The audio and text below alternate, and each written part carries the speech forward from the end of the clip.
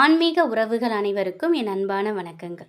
காலத்தால் வரக்கூடிய கஷ்டத்தை சரி செய்ய தேய்பிறை அஷ்டமி நாளில் கால பைரவரை வழிபாடு செய்யணும். உலகத்தையும் மக்களையும் காக்கும் கடவுள் கால பைரவர். கால பைரவரை வழிபாடு செய்ய உகந்த திதி அஷ்டமி திதி.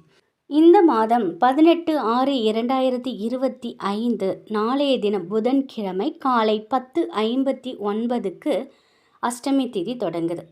நாளைய தினம் தேய்பிறை அஷ்டமி திதி. இந்த நாளில் நம்ம கால பைரவர் சன்னிதானத்திற்கு போயிட்டு பைரவருக்கு விளக்கு போட்டு வழிபாடு செய்யணும். குறிப்பாக நாளைய தினம் நம்முடைய கஷ்டங்கள் விலக பைரவரை எப்படி வழிபாடு செய்யலாம்ங்கிறத இந்த பதிவில் நம்ம பார்க்கலாம். தேய்பிறை அஷ்டமி திதியில் பைரவரை நினச்சி வழிபாடு செய்தால் வளர்பிறை அஷ்டமி திதியில் நம்முடைய முன்னேற்றங்கள் அளவில்லாமல் இருக்கும் அப்படிங்கிறது தான் இந்த வழிபாட்டிற்கு பின்னால் இருக்கக்கூடிய நம்பிக்கை. நாளை மாலை 6:30 மணிக்கு மேலே வீட்டிற்கு பக்கத்தில் உள்ள சிவன் கோவிலுக்கு போய் பைரவர் சன்னிதானத்தில் இந்த வழிபாடு செய்யுங்க. அஷ்டமி திதி வழிபாட்டை சூரிய அஸ்தமனத்திற்கு பிறகு தான் செய்யணும். இந்த மாதத்தின் அஷ்டமி திதி புதன்கிழமையில் வரதுனால உங்கள் வீட்டில் குழந்தைகள் படிப்பில் ஏதேனும் தடை இருந்தாலும் அது சரியாகணும் அப்படின்னு பைரவரை மனதார பிரார்த்தனை பண்ணிக்கோங்க. சீக்கிரமாக நல்லது நடக்கும்.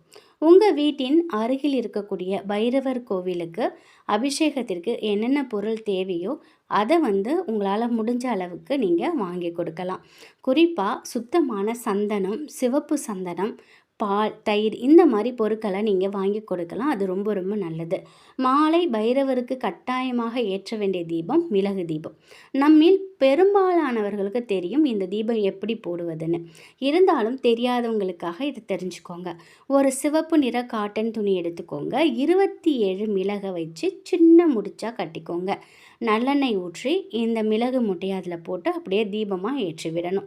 இந்த மிளகு அந்த தீபத்தில் எரிந்து வெடிக்க துவங்கும். அதே போல் உங்களுடைய கடனும் கஷ்டமும் வெடித்து சிதறுங்கிறது நம்பிக்கை. குறிப்பாக தேய்பிறை அஷ்டமி நாளில் கால பைரவருக்கு புனுகு வாங்கி தானமாக கொடுக்கலாம். முந்திரி பருப்பு மாலை கட்டியும் போடலாம். மாதுளப்பழம் முத்துக்களை உதிர்த்து பிரசாதமாக வைக்கலாம். அந்த பிரசாதத்தை கோவிலுக்கு வரக்கூடிய பக்தர்களுக்கு தானமாக கொடுக்கலாம். தயிர் சாதம் நெய்வேத்தியம் வைத்து ஏழைகளுக்கு அன்னதானம் கொடுக்கலாம். இப்போ சொன்ன விஷயத்தில் ஏதாவது ஒன்று உங்களால் செய்ய முடியினாலும் செய்யலாம். நிச்சயமாக நல்ல பலன் கிடைக்கும். எதுவுமே செய்ய முடியாத சூழ்நிலையில் இருக்கிறவங்க 10 ரூபாய்க்கு ஒரு பிஸ்கட் பாக்கெட் வாங்கி பைரவர் பாதத்தில் வச்சு என்னுடைய கஷ்டங்கள் எல்லாம் சீக்கிரம் என்னை விட்டு விலகணும்னு மனமுருகி பிரார்த்தனை பண்ணிக்கோங்க. அந்த பிஸ்கட் பாக்கெட் எடுத்து போயிட்டு கோவிலுக்கு வெளியில் இருக்கக்கூடிய பைரவர் வாகனமாக இருக்கக்கூடிய நாய்களுக்கு உங்கள் கையால் போடுங்க. நிச்சயமாக நீங்கள் வேண்டியது அடுத்த 15 நாட்களில் நடந்தே தீரும். கடன் தீர, செல்வம் பெருகுவதற்கு செவ்வாய்க்கிழமை தோறும் இரவு ஒரு கைப்பிடி அளவுக்கு பச்சை பயிரை ஊற வச்சிடணும். மறுநாள் புதன்கிழமை காலை அந்த பச்சை பயிரோட வெல்லம் கலந்து பசுமாட்டிற்கு நீங்கள் உங்கள் கையால் கொடுத்துட்டு வரணும். இதை நீங்கள் எப்பொழுதுமே வாரம் வாரம் இதை செஞ்சுட்டு வந்தீங்கன்னா எப்பேற்பட்ட கடனும் நிச்சயமாக தீரும். அது மட்டும் இல்லை, அந்த வெண்கடுகு இருக்குது பார்த்தீங்களா, அது நம்ம வீட்டில் உள்ள அனைத்து கெட்ட சக்திகளும் கண்திருஷ்டிகளையும் எதிர்மறை சக்திகளையும் விலக்கக்கூடிய பவர் அந்த வெண்கடுகுக்கு இருக்குது. உங்ககிட்ட வெண்கடுகு இருக்குது அப்படின்னாக்கா நாளை மாலை ஒரு சின்ன கிண்ணத்தில் அல்லது சின்ன அகலில் வெண்கடுகை ஃபுல்லாக நிரப்பி அதன் மேலே ஒரு துண்டு பச்சை கற்பூரம் பணத்தை ஈர்க்கக்கூடிய வசியத்தன்மை உடையது. பச்சை கற்பூரம் ஒரு துண்டு வச்சு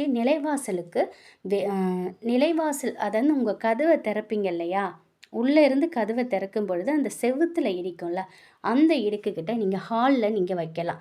அந்த கதவுக்கு பின்னாடி நீங்கள் வைக்கலாம். இது அப்படியே இருக்கட்டும். அடுத்த வளர்பிறை அஷ்டமி வருது பார்த்தீங்களா, அப்போ நீங்கள் மாற்றிக்கலாம். ஒவ்வொரு அஷ்டமி தினத்துலையும் இந்த வெண்கடுகை இந்த மாதிரி நீங்கள் மாற்றும் பொழுது அதில் உள்ள வெண்கடுகு பச்சை கற்பூரம் கரைந்து போயிடும்.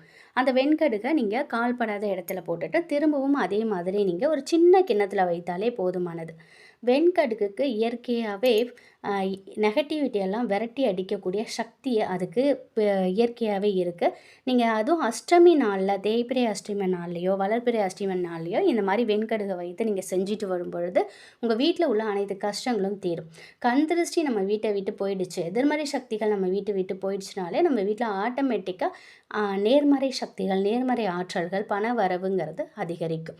இதையுமே நீங்கள் உங்களால் முடிஞ்சுது அப்படின்னாக்கா இதை நீங்கள் செஞ்சுக்கிட்டு வாங்க. நல்ல பலனை கொடுக்கும். நாளைய தினம் அஷ்டமியில் இதை மறக்காதீங்க. வியாழக்கிழமை அன்று காலை 8:58 வரைக்கும் அஷ்டமி திதி இருக்குது.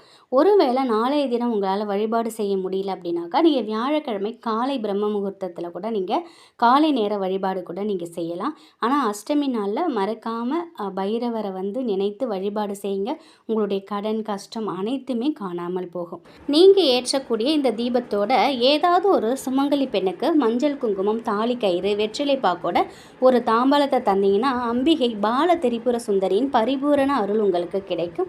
கடன் அடைய நீங்கள் ஏற்றும் இந்த தீபத்தோட அம்பிகையின் பரிபூரண அருளையும் பெற்று சிறப்போடு வாழலாம். நாளைய தினம் புதன்கிழமையில் இந்த ஒரு வழிபாட்டை மறக்காதீங்க. கால பைரவரின் அருளால் நிச்சயம் உங்களுக்கு நல்லது நடக்கும். நம்முடைய கஷ்டங்கள் எல்லாமே நொடியில் காணாமல் போகுவதற்கு கால பைரவரை அவருடைய பாதத்தை நம்ம பிடிச்சிட்டோம்னாலே போகுதும். அதுக்கு அடுத்தது நமக்கு நன்மைகள் மட்டுமே நடக்கும். இந்த ஒரு தகவல் உங்களுக்கு பயனுள்ளதாக இருக்கும் அப்படின்னு நம்புகிறேன். நன்றி.